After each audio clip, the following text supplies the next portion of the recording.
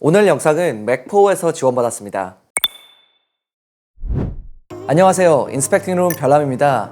오늘은 새롭게 출시가 기대되는 아이패드 프로 5세대, 에어태그, 에어팟 3세대, 그리고 아이폰 소식까지 준비했습니다. 얼마 전 정확도가 굉장히 높은 유출자 강의 3월 23일에 애플 이벤트가 열릴 거라는 소식을 전해드린 적이 있었죠. 하지만 이런 높은 기대감과는 달리 결국 이벤트는 열리지 않았습니다. 최근 존 프러스에 따르면 애플이 4월 이벤트를 준비하고 있다고 알려졌는데요. 4월 이벤트? 뭔가 좀 생소하죠? 그럴만도 한 게 애플의 4월 이벤트는 11년 전인 2010년에 있었습니다. 이때 스티브 잡스가 아이폰 OS4의 개발자 프리뷰 발표를 했었죠. 아무튼 4월 이벤트가 열린다는 소식이 이게 좀 11년 만에 열리는 거라서 저는 좀 회의적이긴 한데요. 그래도 어느 정도 열릴 가능성이 있다, 이 정도로 생각하시면 될 것 같아요.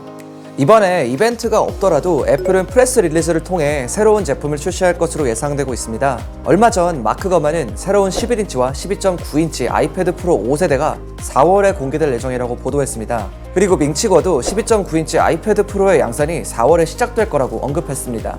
현재 아이패드 프로 12.9인치에는 미니 LED의 탑재가 예상이 되고 있는데 마크 거만에 따르면 이게 미니 LED뿐만 아니라 썬더볼트 포트도 같이 지원될 예정이라고 합니다.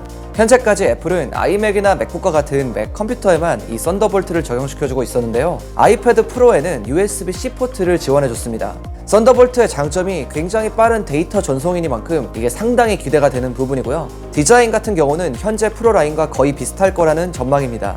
프로세서의 경우는 M1 칩을 기반으로 한 A14X 칩셋이 탑재된다고 합니다.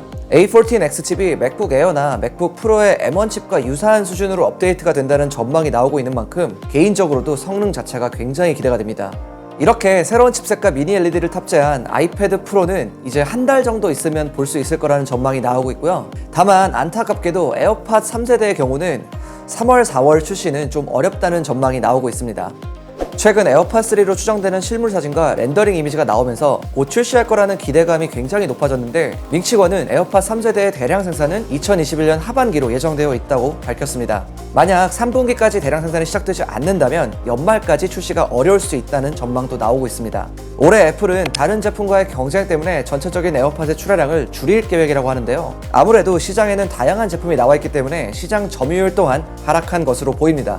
그래서 애플은 판매량을 늘리기 위해 올해에는 새로운 에어팟이 반드시 필요해 보입니다. 올 상반기 출시에 대한 기대감은 조금씩 사라져가고 있지만 이전 세대와는 다른 여러가지 특징을 가지고 있는 에어팟 3세대는 또 한 번 엄청난 인기를 보여줄 것으로 기대되고 있습니다.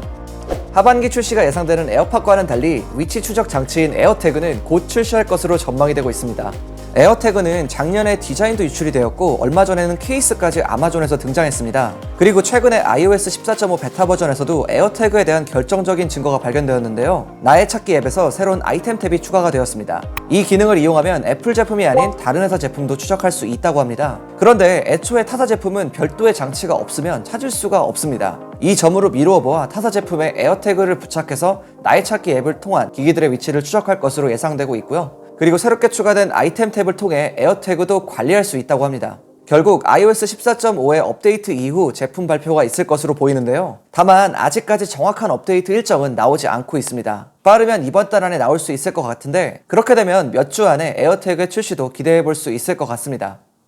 잠깐 맥을 쓰시는 분들이라면 주목해 주시면 좋을 것 같아요. 오늘 여러분들에게 소개해드릴 앱은 클린 마이 맥 X입니다. 맥을 사용하는 사람들한테 필수 앱이라고 할 수 있는데 필요 없는 파일들을 정리해주고 맥을 최적화시켜주는 프로그램입니다. 현재 한글화도 완벽히 지원해서 사용하기에도 아주 쉽고요. 클린 마이 맥 X는 여러가지 유용한 기능들이 많습니다. 대표적인 기능으로는 불필요한 정크 파일 제거와 시스템 보호, 그리고 성능 최적화가 되는 스마트 스캔 기능, 불필요한 폴더 및 레지스트리까지 한 번에 제거되는 응용 프로그램 설치 제거 기능이 있습니다. 그리고 맥 사용자들을 항상 불편하게 만드는 램도 여유램 확보 기능을 통해 최적화를 시킬 수도 있습니다. 또한 상단바에서 내 맥의 여러가지 상태를 실시간으로 확인할 수 있는 기능까지도 들어가 있기 때문에 좀 더 효율적으로 맥을 관리할 수 있습니다.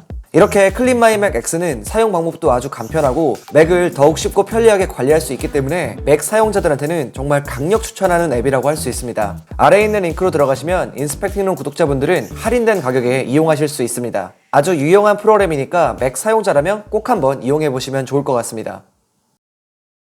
지난번 영상에서 아이맥 프로의 판매가 곧 중단될 거라고 말씀드렸는데요. 지난주에 공식적으로 단종이 되었습니다. 이제는 더 이상 애플 사이트에서 아이맥 프로를 찾아볼 수가 없게 되었습니다. 여기에 이어 21.5인치 4K 아이맥의 512GB와 1TB SSD 버전도 애플 사이트에서 더 이상 볼 수 없게 되었습니다. 현재 21.5인치 아이맥은 256GB와 1TB 퓨전 드라이브만 구매할 수가 있는데 애플이 이렇게 하나하나씩 아이맥 라인을 정리해 나가는 걸 보면 올해 새로운 아이맥의 출시 가능성은 굉장히 높은 것으로 보입니다. 새로운 아이맥은 올 하반기 출시가 예상이 되고 있는데요. 바뀐 디자인과 애플 실리콘 프로세서가 탑재될 예정입니다. 사실 저는 새로운 아이맥을 구매할 예정인데요. 이게 굉장히 기대가 되는 업데이트이기도 하고 또 오랜만에 이게 완전 풀체인지가 되니까 정말 좀 기대가 되는 것 같아요. 이거를 좀 은근히 기다리고 계시는 분들도 많은 것 같은데 빨리 나왔으면 좋겠네요. 마지막은 아이폰 13에 대한 소식입니다. 이번 아이폰 13의 지문인식 탑재 여부에 대한 여러가지 소식이 들리고 있는데 바클레이 애널리스트에 따르면 아이폰 13에는 화면 내장 터치 아이디가 들어간다고 합니다. 이와 비슷하게 블룸버그의 마크 거만 그리고 월스트리트 저널의 조안나 스턴도 적어도 한 가지 모델에는 화면 내장 지문 인식이 들어갈 것으로 전망하고 있습니다. 애플은 이 아이폰에 터치 아이디를 넣기 위해 계속 개발을 하고 있는 것으로 보이는데요. 얼마 전에는 새로운 특허까지 출원했습니다. 공개된 애플 특허는 반사광을 사용한 방식으로 기존 광학식 지문인식을 좀 더 개선한 방법인데요. 기존 광학식과는 달리 각도에 따른 필터링 옵션을 적용해서 손가락 축에서 벗어난 각도의 빛도 인식할 수 있다고 합니다. 또한 이 특허는 센서의 크기를 키우지 않고도 인식률을 높이고 속도도 향상시킬 수 있다고 합니다. 현재 애플은 초음파 방식을 비롯해 광학식과 정전식이 결합된 하이브리드 센서와 같은 여러가지 다양한 화면 내장 터치 아이디를 연구하고 있는 것으로 알려졌는데요. 코로나로 인해 항상 마스크를 써야 되는 상황에서 터치 아이디와 페이스 아이디를 모두 갖춘 아이폰이 나온다면 훨씬 더 편하고 효율적으로 사용할 수 있을 것 같습니다. 그리고 밍치고의 경우 2023년에 출시되는 아이폰에 이 새로운 터치 아이디가 들어갈 거라고 전망했는데요. 도입 시기는 좀 엇갈리긴 하지만 그래도 하루빨리 도입이 됐으면 좋겠네요. 오늘 이렇게 출시가 기대되는 다양한 애플 제품들에 대해 살펴봤는데요. 4월 이벤트라는 게 조금 걸리긴 하는데 그래도 빨리 제품을 여러분들에게 보여드릴 수 있으면 좋겠네요. 오늘 제가 준비한 내용 여기까지고요. 지금까지 인스펙팅룸 별남이었습니다. 바이.